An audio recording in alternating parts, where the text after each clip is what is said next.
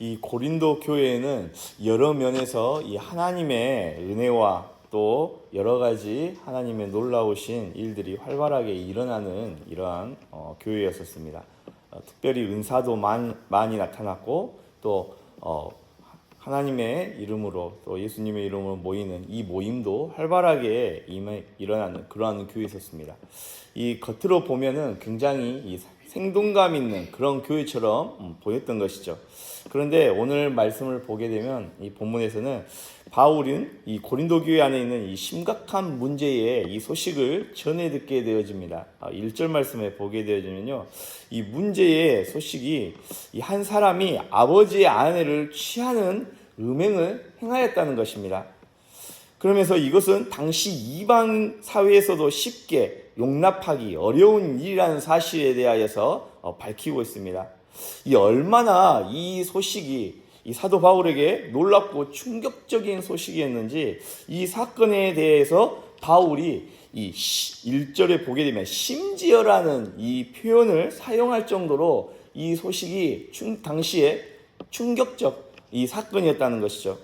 교회 안에서 일어나서는 안 되는 그러한 일들이 지금 이 교회 안에, 고린도 교회 안에 나타났다는 것입니다. 그런데 이 바울이 더 바라보았을 때 아팠던 사실은 이 사건의 이 죄만이 아니었습니다. 교회가 이 일에 대하여서, 이 사건에 대하여서 어떻게 대하고 있었는가, 지금 그 일을 전해 듣고 굉장히 더 큰 충격에 빠졌다는 것이죠. 죄가 이 교회 안에 드러났는데 교회는 이 죄에 대한 문제에 대하여서 심각하게 받아들이지 않았다는 것입니다. 바로 이 사건에 대해서 바로 잡으려 하는 이러한 모습조차 시도조차도 하지 않았다, 이 사실이 굉장히 충격적이었던 것이죠. 그래서 이 2절 말씀을 보게 되어지면은 그리하고도 너희가 오히려 교만하여져서 어찌하여 통한이 여기지 아니하고 그 일 행한 자를 너희 중에서 쫓아내지 아니하였느냐라고 지금 이야기하고 있는 것입니다.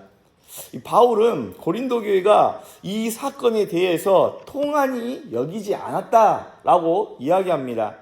이 말은 하나님 앞에서 이 죄의 문제에 대하여서 교회가 깊이 있게 애통해하고 슬퍼하지 않았다는 것입니다. 교회 안에서 죄가 드러났을 때에 먼저 있어야 할 이러한 마음은 죄에 대한 문제 처리하는 데 있어서 차갑고 또 냉정한 이러한 정죄의 모습만은 꼭 아닙니다. 하지만 이 사건에 대한 죄의 사건에 대해서는 깊이 있게 아파하면서 공동체가 아주 심각하게 받아들이고 이 문제에 대해서 돌이켜야 되는 것이죠. 죄를 지은 사람을 향한 분노만이 있는 것이 아니라 죄가 하나님을 거스르는 일이라는 사실을 하나님 앞에서 나아진 마음으로 인정하고 또 이 문제에 대하여서 교회 공동체가 어떻게 다뤄야 될 것인가에 대해서 심각하게 고민해야 된다는 사실입니다. 그런데 이 고린도 교회에는 죄의 문제를 심각하게 받아들이지 않았습니다. 이러한 태도는 지금 2절에서 말하고 있는 것처럼 그들 안에 이 교만한 마음 때문이었습니다. 겉으로는 다양한 은사가 나타나고 또 교회의 모임이 활발하게 이루어지고 이러한 모습들이 있었기 때문에 죄를 대하는 마음이 이미 무뎌졌던 것입니다. 겉으로 나타나는 모습들에 대해서는 신경 썼지만은 그 안에 교회 공동체가 거룩한 모임으로서 유지할 수 있는 이 이유에 대하여서는 심각하게 고민하지 않았던 것입니다. 하나님 앞에서 중요한 사실은 교회가 얼마만큼 생동감 있게 활발하게 사역하고 움직이느냐, 이런 겉으로 보는 이런 모습이 아닙니다. 죄를 죄로 여기고 늘 교회의 공동체가 이 죄를 심각하게 받아들이고 또 하나님 앞에서 어떠한 우리가 존재인지 또 어떻게 교회 공동체가 유지되어지고 또 은혜 가운데에 세워지게 되어지는지 하나님 앞에 겸손한 마음으로 낮추는 이러한 태도의 모습이 있어야 된다는 사실입니다. 이 죄가 무서운 이유는 우리의 마음을 둔하게끔 하기 때문입니다. 그래서 바울은 이 고린도 교회를 향하여서 먼저 통한이 여기라 라고 지금 이야기하고 있는 것이죠. 죄를 가볍게 여기지 말고 하나님 앞에서 애통해하는, 아파하는, 죄에 대하여서 아파하는 이런 마음을 회복하라는 것입니다. 이 3절과 5절 말씀을 보게 되면 바울은 이 자신이 몸으로는 멀리 떨어져 있지만은 영으로는 함께한다 라고 말하면서 그 일을 행한 이 사람을 공동체 안에서 단호하게 다룰 것에 대하여서 권면합니다. 교회가 죄로 분명히 다뤄야 한다는 뜻이죠. 우리 교회 안에서의 이 특별하게 중요하게 생각해야 되는 것이 오늘날 이 권징의 문제입니다. 죄에 대하여서 권징을 해야 되는데 오늘날 이 교회 안에서 이 죄의 문제에 대해서 사실상 권징이 잘 시행되고 있지 않는 부분들이 있습니다. 근데 오늘 말씀을 보게 되어지면은 교회가 왜 권징을 행해야 되는가에 대하여서 분명하게 우리에게 말씀하고 있는 대목이기도 합니다. 죄를 그대로 두는 것은 이 사랑이 아니라 사실상 방치와 같습니다. 참된 사랑은 죄에서 돌이켜서 죄를 범하였던 사람이 다시금 하나님 앞에 돌아오게끔 하기 위해서 이러한 죄의 문제에 대하여서 또 권징에 대하여서 이런 부분들이 교회 안에 반드시 필요한 것이죠. 여기서 중요한 것은 이 사람을 죄 가운데에서 처리하는 부분이 이 먼저 되어져야 되는 것이 아니라 그의 영혼이 하나님 앞에 다시금 돌아올 수 있도록 회복할 수 있도록 사랑으로 권면하고 또 말씀의 기준에 근거해서 권징 가운데에 시행되어지게끔 되어지는 이러한 일들이 교회 안에 반드시 필요하다는 것입니다. 바울은 6절에서 이 죄가 공동체에 끼치는 영향을 이 비유로 설명합니다. 이 누룩은 적은 양이어도 반죽 전체에 퍼집니다. 바울은 이 비유를 통하여서 죄의 영향력이 얼마만큼 무서운가에 대하여서 이야기합니다. 이 한 사람의 죄가 이 개인의 문제로만 끝나는 것이 아니라 죄를 죄로 여기지 않는 태도가 공동체 전체에 퍼질 수 있다는 사실에 대해서 지금 이야기하고 있는 것입니다. 죄는 이 한순간에 모든 것을 바꾸지 않습니다. 사실상 보면요. 조금씩 우리의 마음과 생각의 방향을 바꾸고 결국에는 삶의 모습까지 우리의 영혼을 완전히 병들게 해서 예수님 안에서 멀어지게끔 합니다. 그래서 바울은 적은 누룩이 온 덩이에 퍼진다라고 지금 이렇게 표현하고 있는 것이죠. 그리고 이 7절에서 보게 되면 단순히 죄를 버리라고만 또 말하지 않습니다. 교회가 어떠한 곳인가, 교회 공동체가 어떠한 곳인가에 대해서 이야기하는데요. 이 7절 말씀을 여러분들께서 한번 다시 읽도록 하겠습니다. 7절 말씀입니다. 읽겠습니다.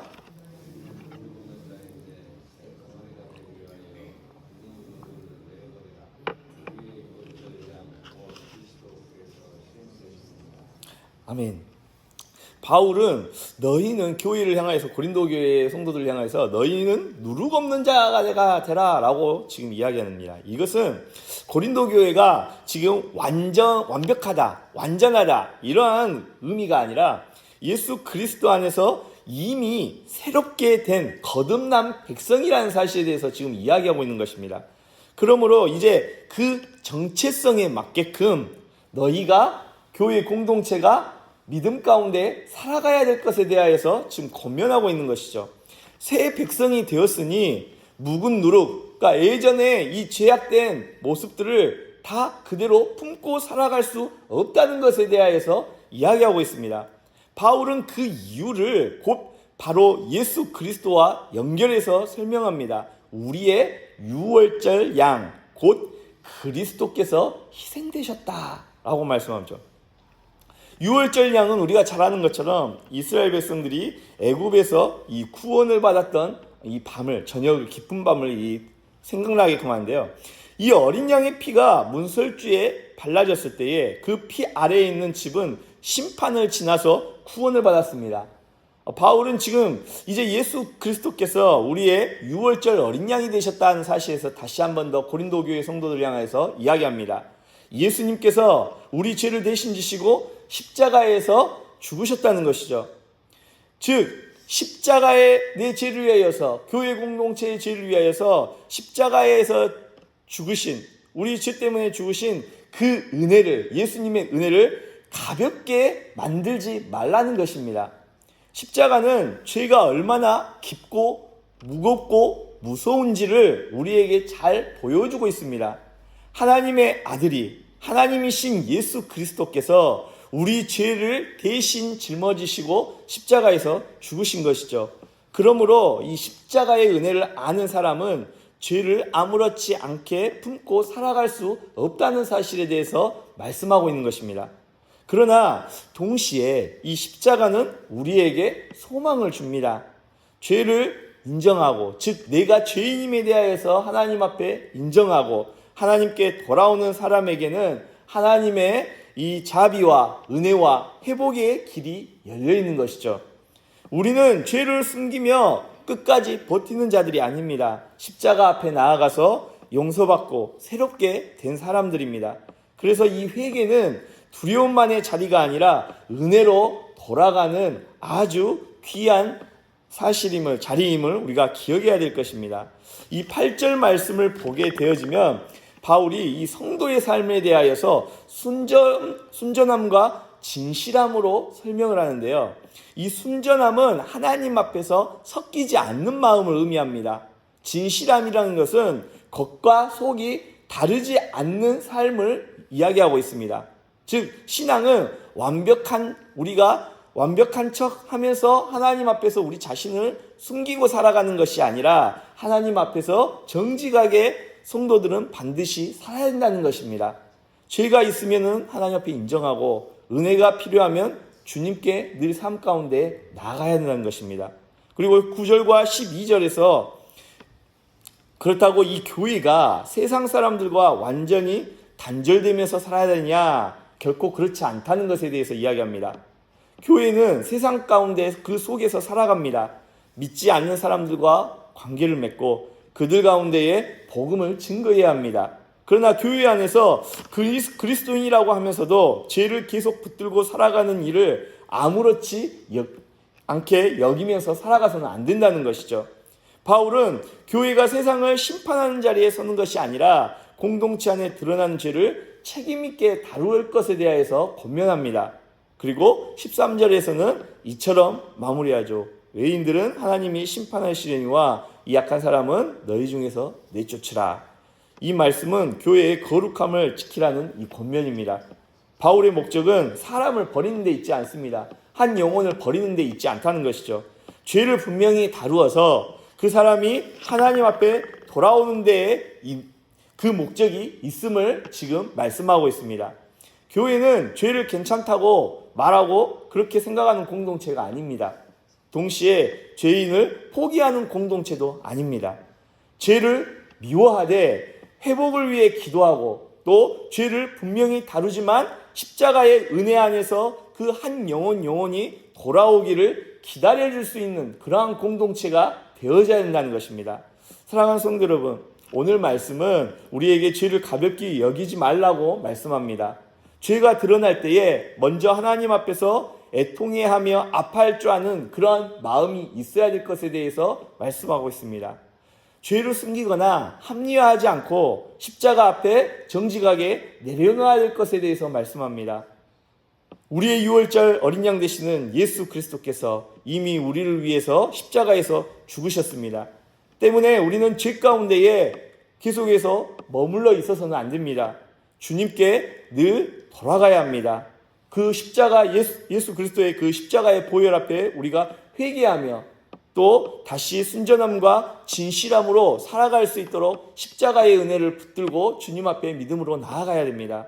오늘 우리 안에 익숙해진 이런 죄가 있다면은 주님 앞에 우리가 이 시간 내려놓을 수 있기를 원합니다.